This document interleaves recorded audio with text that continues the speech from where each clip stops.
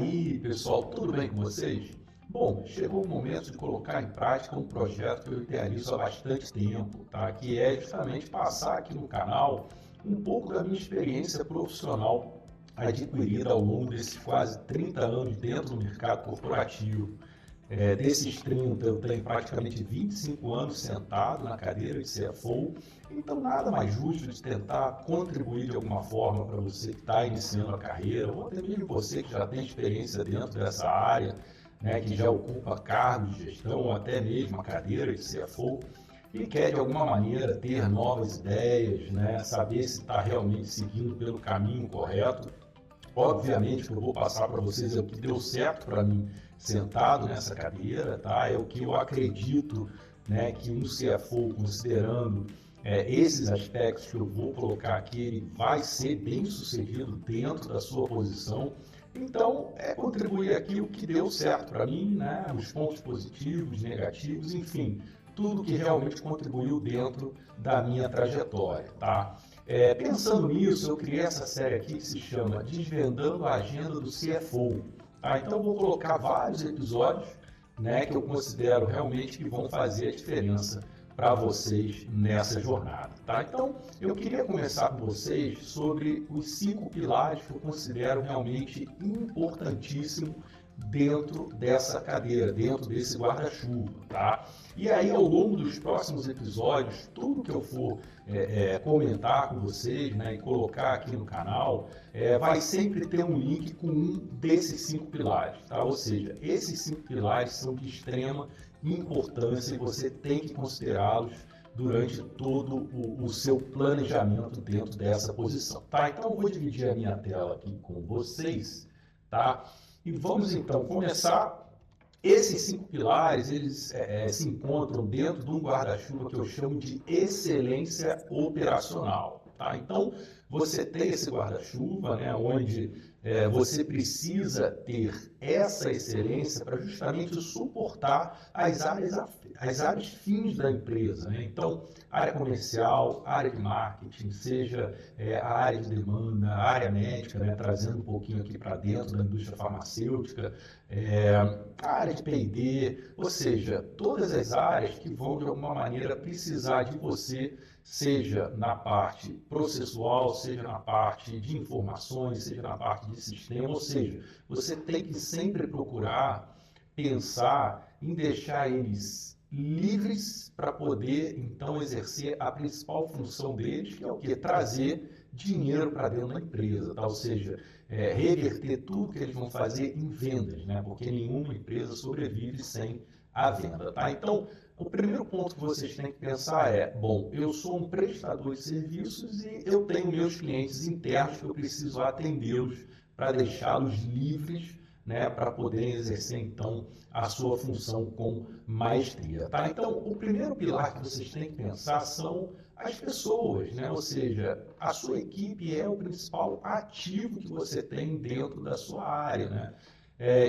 Eu participo muito de palestras, né, de roadshows, enfim, com alguns CFOs, né, e eu vejo que eles ficam preocupados muito na parte técnica e, às vezes, deixam de cuidar do seu principal ativo, tá? Então, as pessoas, ou seja, a sua equipe, elas têm que terem uma diretriz, tem que ter uma liderança que realmente, essa liderança vai fazer diferença lá na frente, né? Então, colocar o organograma direitinho dentro da sua área, né? Mostrar para cada um qual é o job description, né? O que eles precisam fazer para poder atingir as metas da empresa, isso tudo tem que estar muito claro, os objetivos, né? Todo o processo de avaliação de desempenho, as reuniões, sejam mensais, bimestrais ou trimestrais, para mostrar para eles os resultados que a empresa está tendo, né, os objetivos, fazer follow-up e principalmente deixar eles livres também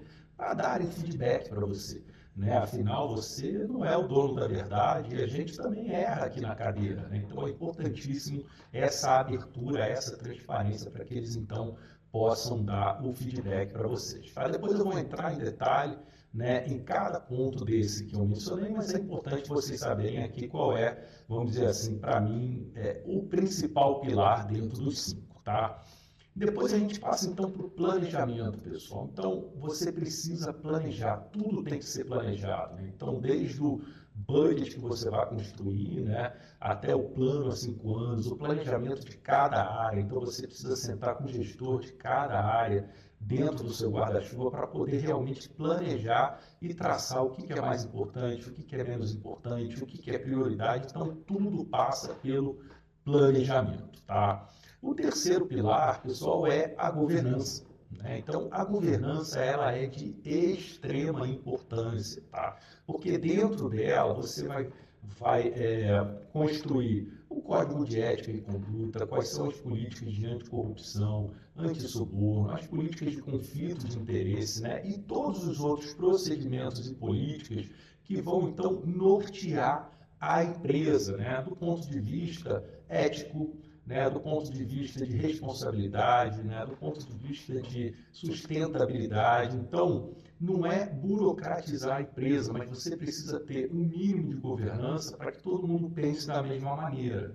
Então, vou dar um exemplo aqui. A gente criou na empresa a trilha da governança, né? Então, a gente tem tudo dentro da nossa plataforma corporativa, onde cada colaborador que entra na empresa, ou mesmo aquele que já está na empresa, ele pode trilhar por todos os pontos importantes dentro da governança, tá bom? Depois, mais uma vez, vou entrar em detalhe, principalmente de como eu criei, né, com a ajuda, obviamente, das equipes aqui dentro, essa trilha da governança, tá, pessoal? Então, esse é um outro pilar importantíssimo.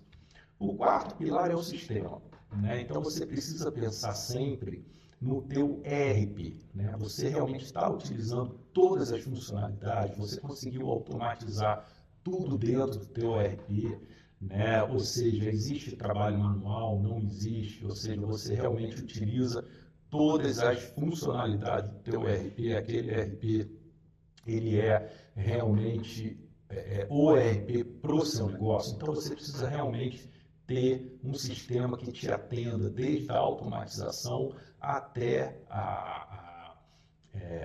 todos os fluxos e processos serem altamente confiáveis, tá? E hoje a gente tem a IA, a inteligência artificial, né? Então vou dar exemplos mais para frente do que a gente está fazendo com a IA aqui dentro da empresa, tá? Porque ela veio realmente para ajudar, né, pessoal? Então a gente precisa trabalhar aonde a IA realmente pode automatizar, ajudar e a diminuir o tempo de trabalho aqui dentro da empresa, tá?